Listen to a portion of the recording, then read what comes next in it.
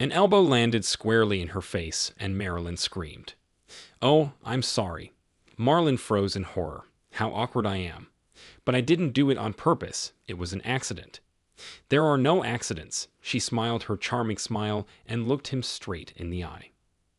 For a long time, the public had no confidence in the romantic relationship between Marlon Brando and Marilyn Monroe. But it is well known that Brando was fond of passionate, fatal, black-haired beauties. Marlon's first wife was originally from India, the second was Mexican, and the third was of Polynesian descent. But the most intriguing turned out to be his affair with the legendary star of West Side Story, Puerto Rican Rita Moreno, which lasted from 1954 with breaks for marriages. Well, no one counted the short-term hobbies of the star actor. Marilyn Monroe was also a Hollywood icon, like Brando, and in her personal life she could compete with him. The actress had as many husbands as Marlon had wives, and there were many love affairs, like him. Only Brando had children, and Marilyn remained childless, suffering deeply from this. And yet these two extraordinarily attractive people also had their own secret, for the time being, history.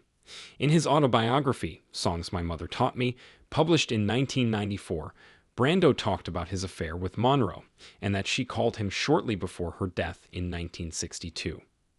So, they accidentally bumped into each other, both figuratively and literally, at one of the New York parties in 1955. By that time, Marlon had been nominated for an Oscar 3 times for his roles in the films Streetcar Desire, Viva, Zapata, and Julius Caesar, but he was losing. Finally, he achieved the long-awaited triumph by playing in the film In the Port. Marilyn was studying at Lee Strasberg's acting studio at the time, and although she never won an Oscar in her life, by 1955 she had a lot of work in films, among which were brilliant roles in such famous films as All About Eve, Monkey Tricks, Niagara, Gentlemen Prefer Blondes, How to Get Out Marry a Millionaire. At the party, Monroe sat at the piano in the corner and quietly played something, while the others were noisily drinking and having fun. When she saw Brando, she went up to him and touched him on the shoulder. "Hi." He awkwardly turned around and accidentally elbowed her right in the face.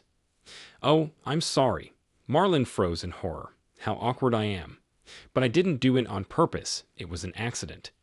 "There are no accidents." She smiled her charming smile and looked him straight in the eye. "I'm clumsy, and you don't know how to play the piano." Brando winked at the charming blonde, feeling that she would enjoy a light flirtation. Marilyn laughed back with her melodious laugh, as if a bell had rung. They began to communicate, and one day at 1 o'clock at night Marlon, who was used to taking the woman he liked by storm, called Marilyn and said that he was going to show up to her right now.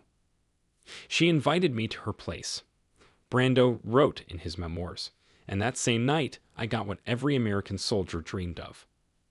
Of course, there was chemistry between them. They liked to spend time with each other in secret, but the romance did not last long. At that time, Monroe led a busy personal life. However, when was it not so? She continued to date Arthur Miller, who was in no hurry to leave his family with 2 children. When Brando appeared in her life, Marilyn had to discuss with her confidants, the Green couple, her personal relationships with one and another lover.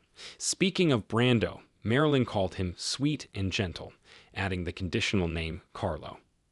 In 1956, a high-profile trial began against Miller, which instantly made him famous throughout the country.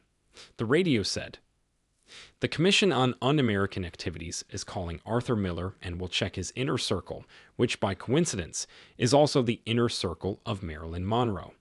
These are people who were sympathetic to the communists in the past."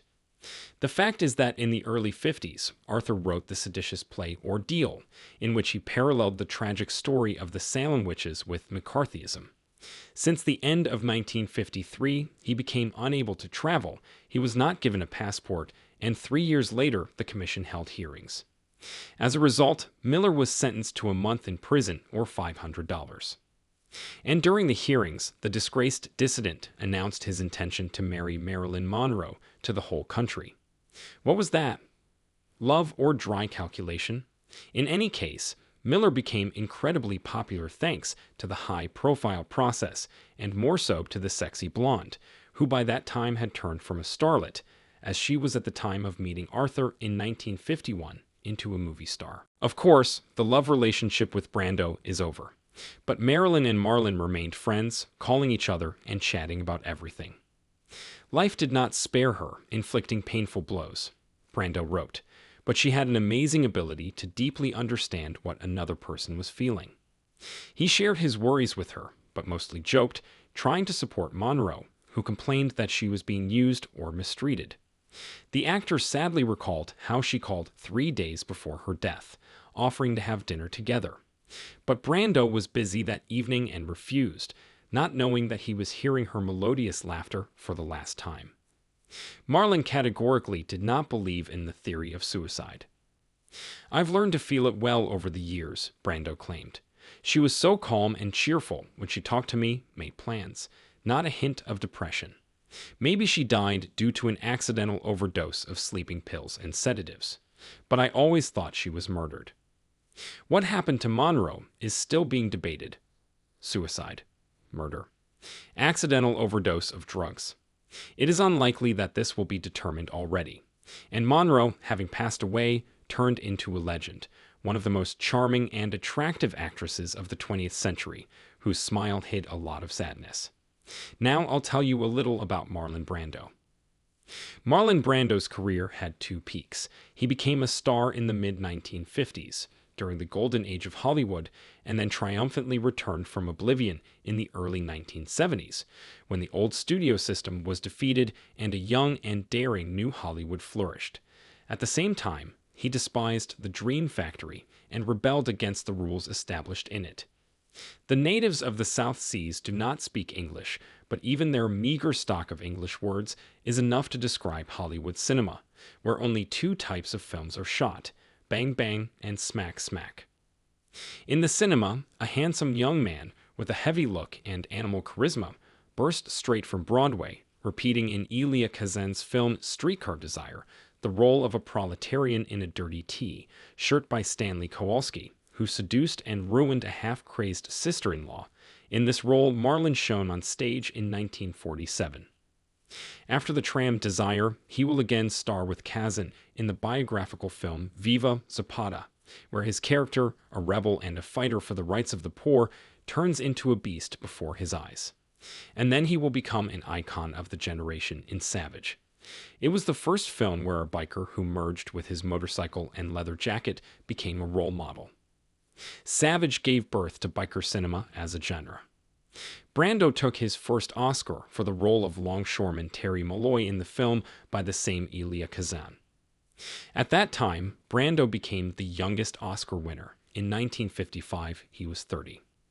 For the second well-deserved Oscar, for the role of Vito Corleone, the scandalous actor did not appear at the 1973 ceremony. Brando sent an Indian woman from the Apache tribe, Sachin, a small pen instead of himself, and she read his text from the stage. They say he cannot accept a generous award from the film community, which disrespectfully portrays the indigenous population of America in movies and TV series.